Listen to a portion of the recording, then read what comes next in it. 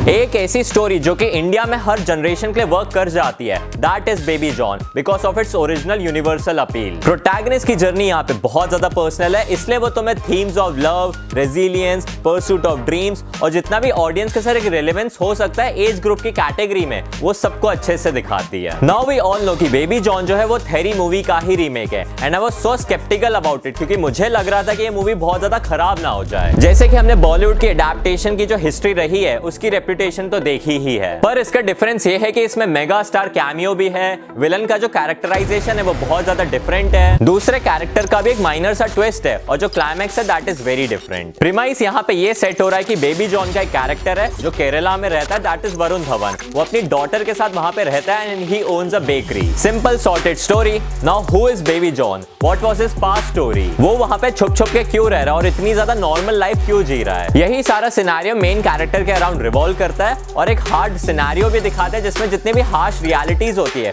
उस कैरेक्टर के साथ जो होने वाली है वो हमें दिखाती है। Now what I really enjoyed about this movie वो ये है कि वो एक परफेक्टली बैलेंस क्रिएट करती है होप और डिस्पेयर के बीच में। बेबी जॉन का कैरेक्टर यहाँ पे एक रिमाइंडर की तरह काम करता है, वो हमें ये बताता है कि आपके अंदर बहुत ज्यादा स्ट्रेंथ है, बस वो हिडन है, आपको उसको ढूंढने की जरूरत है। यहाँ पे मुझे डायरेक्टर का मैसेज कन्वेइंग प्रोसेस बहुत ज्यादा ब्रिलियंट लगा, क्योंकि यहाँ पे जो उन्होंने रेजिलियंस का एक आइडिया बताया है वो सिर्फ हार्डशिप्स को सर्वाइव करना नहीं है, वो ये है कि आपकी लाइफ के अंदर कितने भी ज्यादा स्ट्रगल्स जो चल रहे हैं उसके बीच में आप मोमेंट्स ऑफ जॉय ढूंढ पाओ। सो या theoretically this movie works for me, but now let's talk about Varun Dhawan first. Varun Dhawan का कैरेक्टर यहाँ पे एनर्जी, इमोशन, करिश्मा सारा एक पैकेज प्रोवाइड करता है। To be honest his performance is not 10 on 10, but उनकी जितनी भी परफॉर्मेंसेस रही है ये टॉप 5 में जरूर रहेगी। चलो एक और बात बताता हूँ, मुझे ऐसी मूवीज के जॉनर ना बहुत ज्यादा पसंद आते हैं क्योंकि वो रिलेशनशिप के कॉम्प्लेक्सिटी को बहुत ज्यादा एक्सप्लोर करती है, और वो यहाँ पे रेलेवेंट इसलिए है क्योंकि जो बेबी जॉन है जो मूवी है वो यहाँ पे पेरेंट और चाइल्ड के रिलेशनशिप को शोकेस करती है, और इसी प्योर रिलेशनशिप के अंदर एक स्ट्रेंजर आ जाए जो कि आपकी लाइफ के पूरे टाइमलाइन के अंदर एक बहुत बड़ा सा मार्क छोड़ दे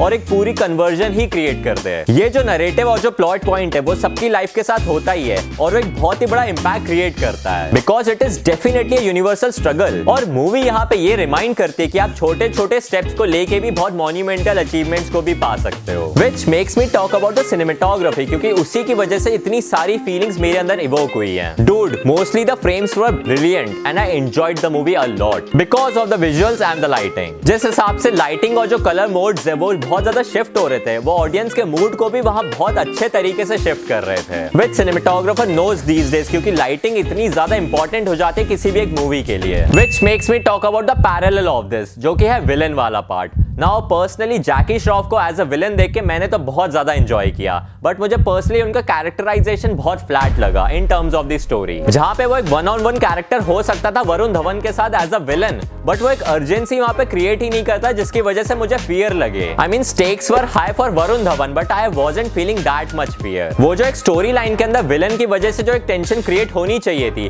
वो एक अनइंटेंशनल कॉमेडी में कन्वर्ट हो रही थी। फीमेल कैरेक्टर्स भी यहाँ पे अंडर डेवलप्ड हैं, और जितने भी ज्यादा गाने भर दिए गए वो प्लॉट को बहुत ज्यादा खराब ही कर रहे थे। I mean the songs were fine but it wasn't necessary inside the plot. Also everybody was aware कि सलमान खान का यहाँ पे कैमियो होने वाला है, जो कि सिंघम अगेन मूवी के कैमियो से तो बहुत ज्यादा बेटर ही था, बट बहुत ज्यादा इंपॉर्टेंट नहीं था। I mean personally it was still forced and unnecessary to me. So on the technical front baby John is basically a mixed bag of emotions. यहाँ पे तो मैं बैकग्राउंड स्कोर जो है वो बहुत ज्यादा हाई मिलेगा, और उसी की वजह से एक high stake emotion drama create होता है, पर जो इमोशनल रेजिलियंस आना चाहिए था वो मिसिंग हो जाता है। एक थिक लेयर ऑफ इमोशन की यहाँ पे बहुत ज्यादा कमी लगी मुझे। In short to me it was great, it was a good one time watch movie for me, but it could have been much much better. Definitely a Christmas masala action Bollywood movie, and if you really enjoy Varun Dhawan's movies then you would really enjoy this one as well. So I think I should conclude the video here, and I'm rating this movie 6.9 stars out of 10. Movie देखने से पहले मुझे लगा था कि मैं इसका score 7 से ज्यादा ही करूंगा, बट मूवी देखने के बाद ऐसा ही लगता है कि 6.9 is a good score for it. And हाँ, तुम्हें वीडियो कैसा लगा तो मुझे कमेंट्स में जरूर बताना.